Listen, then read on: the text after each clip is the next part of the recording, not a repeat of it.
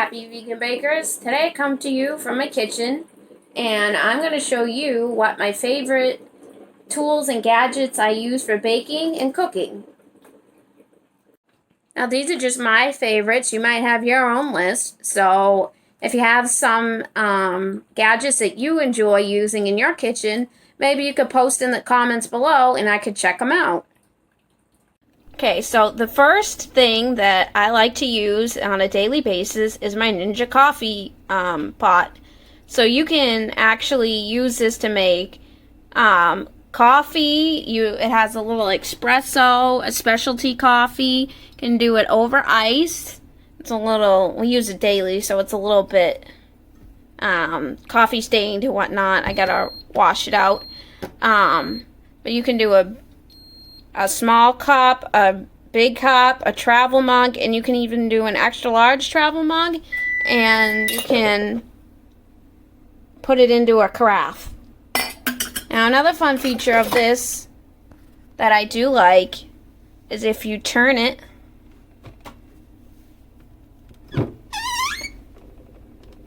and you want to make like a specialty coffee drink, so like, you know, with the foam milk, so you heat up the milk and you can, and this will foam it. And this attachment comes right off. You can just wash it right off. I make a lot of lattes and cappuccinos and stuff of that nature with this. I make coffee all the time, and since we can't go out and go to a coffee shop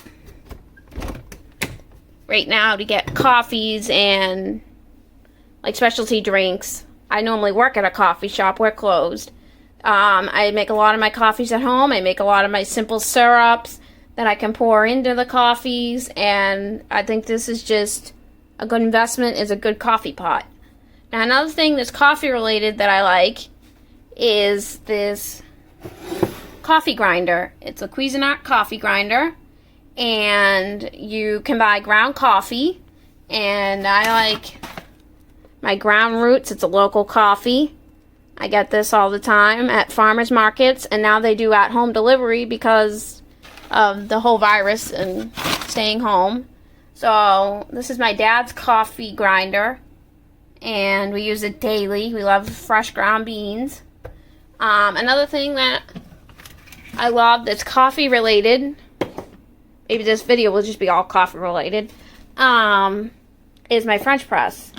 So I use my French press to make my iced coffees most of the time when I have time to let the coffee sit.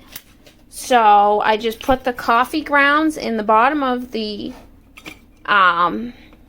little glass pitcher thing here, and then I put it underneath my Ninja coffee, and I don't put any coffee grounds. I don't put a filter or anything inside the coffee grounds spot. So that'll just come out as hot water. So the hot water goes into here. And then once you do that, you wait 4 minutes.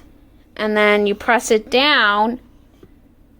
And I wait an additional couple of minutes after that, because I like my coffee really strong. And then you can just pour it out. Also, another thing that I like to do is when I make my iced coffees, because I'll make extra coffee, so I put the extra coffee that I have left in here, because this makes a lot of coffee in the French press. I put it in ice cube trays, and I put it in the freezer, and I put the frozen ice cubes, the coffee ice cubes, into my coffee drinks, and it helps to make my iced coffees not watery. That was the one problem I was having. Actually, another thing that is coffee related, kind of, sorta, is mason jars.